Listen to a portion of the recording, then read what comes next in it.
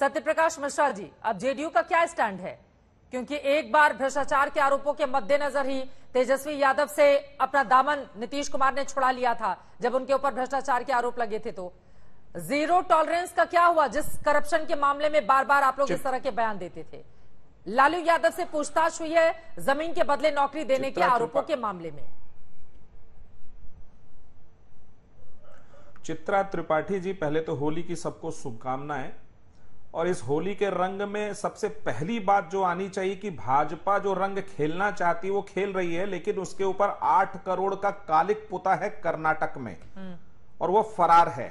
उस पर न ईडी है, सीबीआई नहीं है। आपने ये बात कह दी। नीतीश कुमार जी का एक बहुत बड़ा कथन हमेशा रहता है जो मीडिया यूज भी करता है कि ना हम किसी को फंसाते हैं ना हम किसी को बचाते हैं, लेकिन भारत की केंद्र सरकार लगातार सेलेक्टिविज्म के अंतर्गत किसी को बचा रही है, किसी को फंसा रही है। इसका उदाहरण आप सुनते जाइए।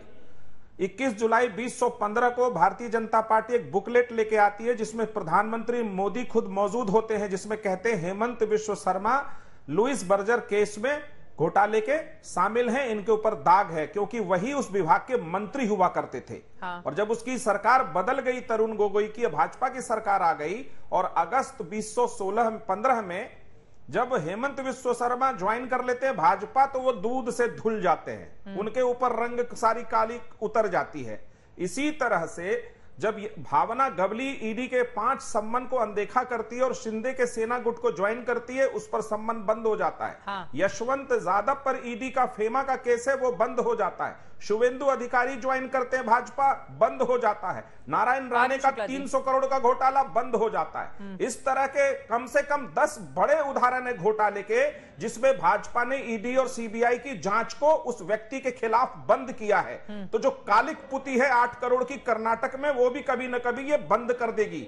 बिहार के मंत्री गिरिराज सिंह के घर में पैसा पकड़ाता है, ईडी सीबीआई चुप हो जाती है, कुछ नहीं बोलती है। तो ये जो सेलेक्टिविज्म है भारतीय जनता पार्टी का ईडी और सीबीआई के द्वारा विपक्ष को टारगेट करने का, इससे पता चलता है वो कितनी गैर जिम्मेदार है और न्याय के प्रति बहुत ज्यादा गैर जिम्मेदार है। नीतीश कुमार जी अपने शासनकाल में पिछले 15 साल से, और ये जो चौथा टर्म चल रहा है, एक भ्रष्टाचार का मामला नहीं है, ना उनके सरकार के खिलाफ, ना उनके किसी मंत्री के खिलाफ। ये उनकी अपनी सबसे बड़ी उपलब्धि है और वो ना किसी को फंसाते हैं ना किसी को बचाते हैं। जो मामला न्यायालय के सामने विचाराधीन है उस पर टीवी डिबेट में टिप्पणी करना मेरे लिए बहुत उचित नहीं होगा। 14 तारीख को उनको सम्मन जारी किया गया है और बार बार सीबीआई, पिछले ये केस कब का है, 2004-9 का, तब से सीबीआई एक उत्तर नहीं ढूंढ पाई है, बार बार जाकर के टटोलना।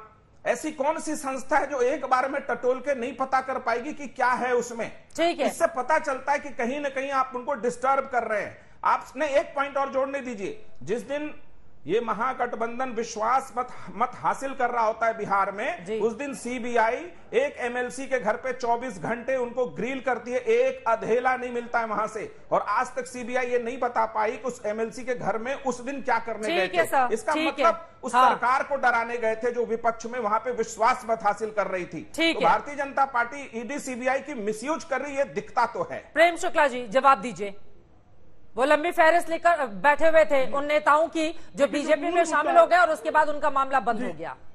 जी प्रेम शुक्ला, मैं ये जानना चाहता हूँ कि चारा चोरी के आरोप में सुन लीजिए जवाब सुन लीजिए शुक्ला, जरा सत्यप्रकाश वो मामला तो चलिए, आपका चेहरा जो है न्यायालय ने सुना दिया फैसला, बाकी पर कुछ बताएंगे। नहीं, मुझे कृपा करके बताइए ना, कृपा करके। अब देखिए मेरे बीच में बोल रहे हैं, एक एक करके बोले ना, एक एक करके प्लीज उनको बोलने दीजिए, दोनों लोग बोलेंगे, समझ में नहीं आएगा। अब आप चौंक कर रहे हैं, पर सवाल उठा है। हाँ ठीक है, उसी मुद्दे पर जवाब ले लेते हैं। आपसे भी पूछा जाएगा ना कि विपक्षी नेता जब मोदी जी को चिट्ठी लिख रहे थे तो जेडीयू ने दस्तखत क्यों नहीं किए?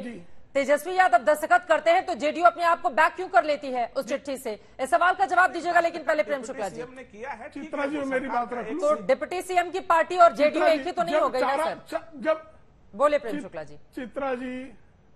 चित्रा जी चारा चोरी के मामले में आरोप लगाकर अलग होते हैं और चारा चोरी में कन्विक्ट होने के बाद किस द्रव से धोया गया था कि आपको जो है लालू जी बहुत प्यारे लगने लगे, जरा बताइए।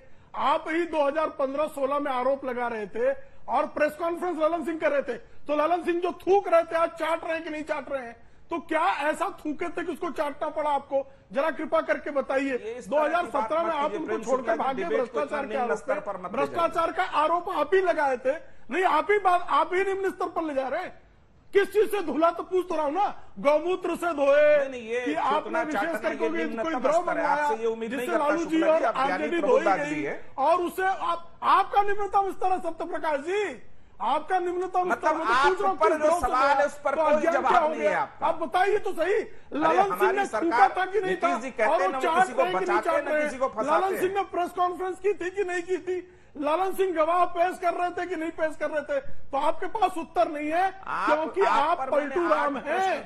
पलटू राम की पार्टी चाहती है कि सीबीआई पलटू राम हो जाए। आप चाहते हैं ईडी पलटू राम हो जाए, तो सीबीआई ईडी पलटू राम नहीं होगी।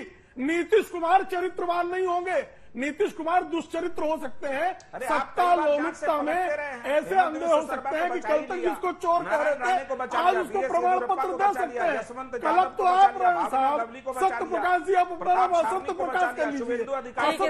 थोड़ा आगे बढ़ते हैं, दोनों लोग साथ में बोलेंगे, समझ में नहीं आएगा, किसी की भी आवाज समझ में नहीं आएगी सर। ठीक है, दोनों लोग साथ में बोलेंगे, समझ में नहीं आएगा।